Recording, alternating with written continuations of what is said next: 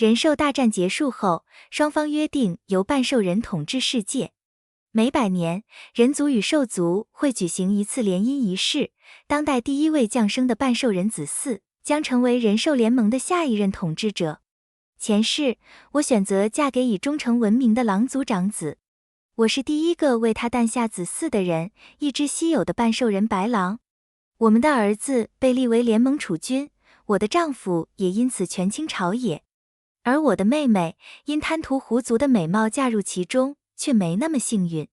狐族继承人是个出了名的浪荡子，最终染上恶疾，失去了生育能力。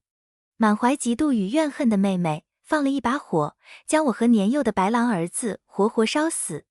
再次睁眼，正是人兽联姻大典当天。这一次，妹妹比我快了一步，她抢先爬上了狼族继承人雅各布的床。我瞬间明白，他也重生了。可他不知道，雅各布天性残暴嗜血，崇尚杀戮而非情爱，绝非良配。克拉丽丝，我和雅各布是真心相爱的，你就不能成全我们吗？我们都已经同床共枕了，要是不嫁给他，我以后还怎么做人？恍惚间，我听到妹妹贝拉的哭诉声。父亲站在一旁为她说话，克拉丽丝，要不你换个未婚夫吧，贝拉只是一时糊涂犯了错。他向来偏袒贝拉，毕竟她是正妻所生的嫡女，而我只是她风流韵事留下的私生女。我看向跪在地上的贝拉，她脸上满是泪痕，一副楚楚可怜的模样，眼底却藏不住野心与兴奋。我愈发确定，她真的重生了。这一世，她抢在我之前爬上了雅各布的床。前世，我选择了狼族长子雅各布作为未婚夫。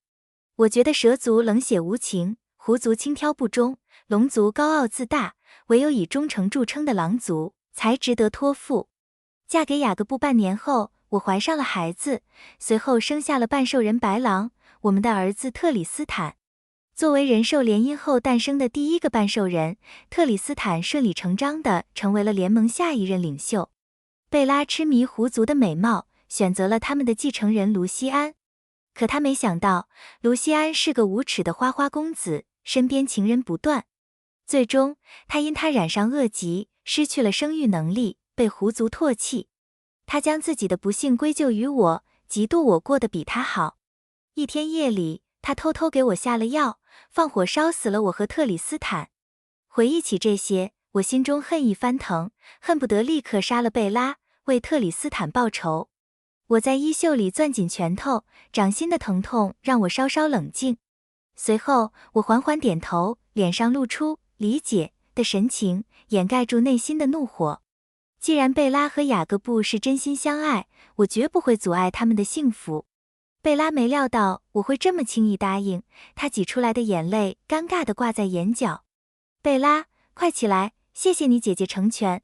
父亲松了口气，连忙催促道：谢谢你，克拉丽丝。贝拉喜笑颜开，急匆匆地跑出去，想要把这个好消息告诉雅各布和狼族。女大不中留啊！父亲打趣道，可转头看到我冰冷淡漠的脸，话音顿住了。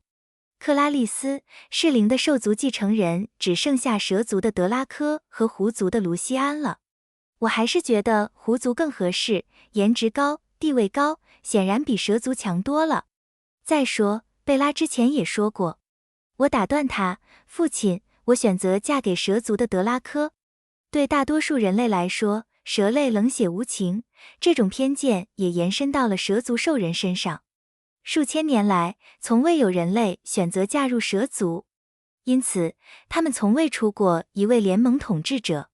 最终，蛇族被逐出5大兽族之列，沦为最低等的兽族，连一点资源都得不到。可前世，大火吞噬我的时候，我看到了一双翡翠绿的眼睛，那是德拉科的眼睛。他试图救我，但火势太大，他什么也做不了。尽管父亲不赞同我的决定，但看到我坚定的神情，也没有再强求。他只是叹了口气，安慰道：要是在蛇族过得太艰难，或许贝拉能帮衬你一把。可贝拉得知我选择嫁入蛇族后，忍不住当面嘲讽我。克拉丽丝，就算嫁不了雅各布，也不至于沦落到衰败的蛇族吧？别到时候孩子没怀上，先饿死了。我听说他们现在连温饱都成问题。狼族富可敌国，就连洗澡水都泡着珍贵的神草。要是你过得太惨，我可以收拾点剩饭剩菜给你送过去。他捂着嘴大笑起来，全然不顾周围仆人的尴尬目光。在贝拉眼里，狼族资源雄厚，雅各布的忠诚能让她快速怀孕。他笃定我会错失诞下第一位半兽人的机会。可他不知道，人与兽族结合受孕有多困难，更不知道雅各布对继承人的执念有多深。前世我嫁给他半年没有怀孕，他便将怒火都发泄在我身上，日夜折磨我。直到我用秘术怀上特里斯坦，稳固了狼族的权势，雅各布才对我缓和了态度。我平静地对贝拉笑了笑，妹妹不必担心我，既然我选了我的丈夫，就会无怨无悔地过下去。有什么好得意的？你嫁的就是个穷光蛋。我的镇定激怒了她，贝拉猛地拍桌，糕点洒了一地。我一定会第一个怀孕，我的孩子肯定是下一任联盟统治者。我没理会她的撒泼，转身去准备3天后的婚礼。她说的没错，蛇族确实很穷。我担心他们连一件像样的婚纱都买不起，便打算自己准备。可没想到，当天晚上，德拉科亲自来送婚纱了。这是我第一次看清他的模样。他肤色苍白的近乎没有血色，狭长的眼眸带着沉稳的威严，翡翠绿的瞳孔深邃神秘，眼角的泪痣却为他冷峻的面容添了一丝柔和。盒子里躺着一件墨绿色薄纱长裙，裙身缀着微微发亮的鳞片，那是蛇鳞，一针一线缝在布料上。我从未见过如此美丽的裙子，一时看得有些失神。克拉丽丝，德拉科语气平静，这件婚纱是蛇族最顶尖的裁缝手工缝制的，每一片鳞片都承载着族人的祝福。他的目光带着刻意的疏离，仿佛要结婚的人不是他。这是蛇族第一次与人类联姻，若有招待不周之处，你尽管开口。谢谢你，我很喜欢。我说道。正要收起裙子，贝拉挽着雅各布走了进来，一脸得意洋洋。克拉丽丝，别告诉我这就是你唯一的婚纱。雅各布给我做了10件，整整10件。雅各布低头看着贝拉，眼神里满是宠溺。贝拉只知道狼族以忠诚闻名，却不懂这份忠诚源于他们的天性，以及对后代的极致执念。若是他怀不上孩子，雅各布还会对他这般温柔吗？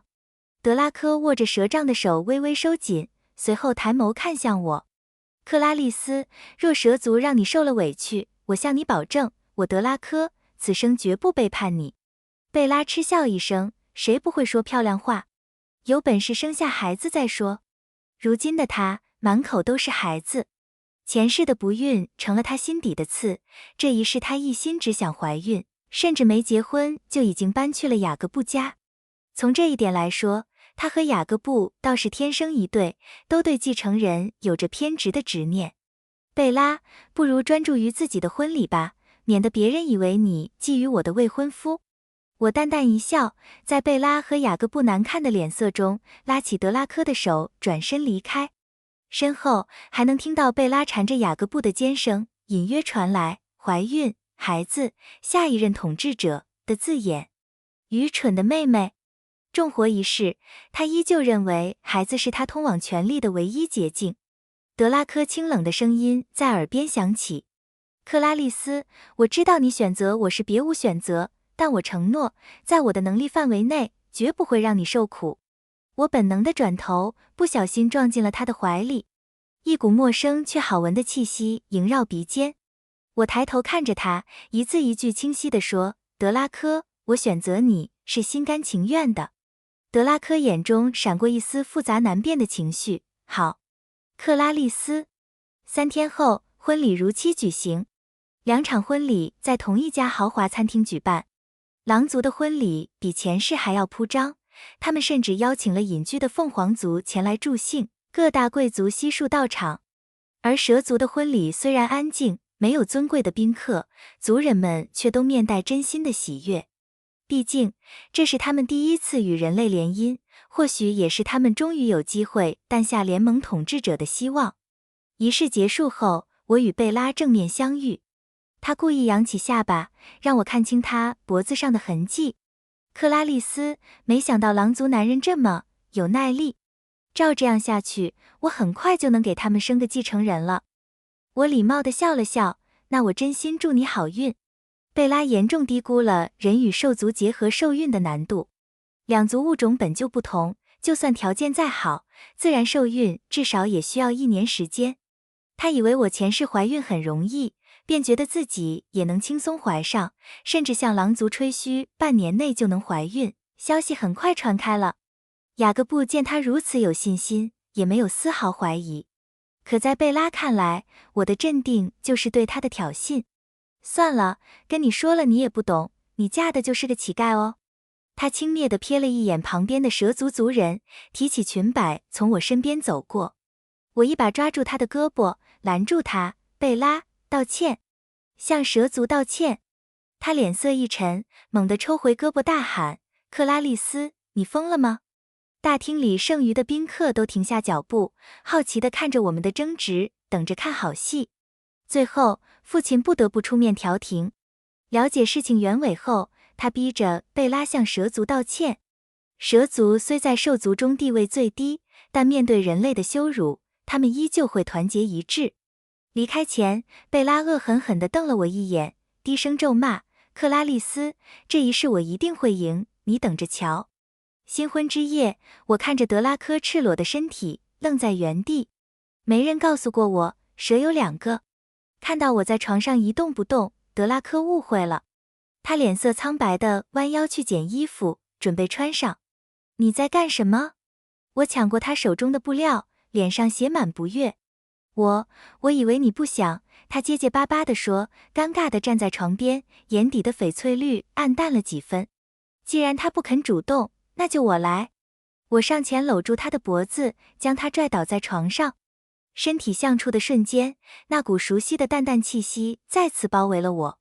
德拉科，你身上真好闻。我下意识的呢喃。他愣了一下，耳尖泛起淡淡的粉色。下一秒，他的吻加深，从我的额头一路向下，十指相扣，我们共度了一夜缠绵。我曾以为狼族的强悍让他们在床子之间占据优势，可蛇族也有他们独特的优势。德拉科一直折腾到天亮，我几乎是哀求着才得以休息。3个月后，消息传来，贝拉怀孕了。我十分震惊，数千年来，从未有人与兽族结合3个月就受孕的。若不是亲眼看到她隆起的肚子，我根本不会相信。狼族为这个未出世的孩子举办了盛大的庆典，邀请了所有贵族前来庆贺。一定是祖先保佑，3个月就有了孩子，真是个奇迹。雅各布高举酒杯，满脸自豪。许多宾客纷纷上前阿谀奉承，想要讨好狼族。所有人都认定，下一任联盟统治者必定出自狼族，现在正是攀附的好时机。按身份，我本该和德拉科坐在宴会厅的角落，可贝拉却执意让雅各布把我安排在他身边，他不愿放过任何炫耀的机会。他抚摸着肚子，得意地看着我，克拉丽丝，3个月了，你肚子还是没动静，看来你真的不行，连子宫都不争气。半兽人发育极快，2个月便能降生。看他的肚子大小，孩子下个月就要出生了。可他不知道，半兽人婴儿体型有多庞大，不控制饮食，生产时会承受极大的痛苦。前世我精心控制体重，生产时依旧痛了整整1天1夜，那种痛楚几乎让我丧命。但当我看到孩子平安降生，安静地睡在我怀里时，我知道一切都值得。我喝了一口酒，平淡地说，有史以来，人与兽族结合最快受孕也需要整整1年，你却只用了3个月。用了什么手段，只有你自己清楚。贝拉猛地转头看我，眼神里闪过一丝心虚与慌乱。克拉丽丝，你什么意思？他还是这么经不起试探，一点城府都没有。祝你生产顺利，贝拉。我举杯示意，随后在德拉科的陪伴下离开了宴会厅。1个月后，贝拉经历了整整3天3夜的痛苦分娩，终于生下了孩子。可7天过去了，狼族依旧没有公布孩子的消息，就连父亲想要探望，也被拒之门外。毫无疑问，孩子一定有问题。半个月后，父亲召我回家，看到我临走前德拉科担忧的眼神，我终究还是松了口，让他跟我一起去。客厅里，贝拉坐在地上哭泣，怀里抱着一只半兽人红狼幼崽。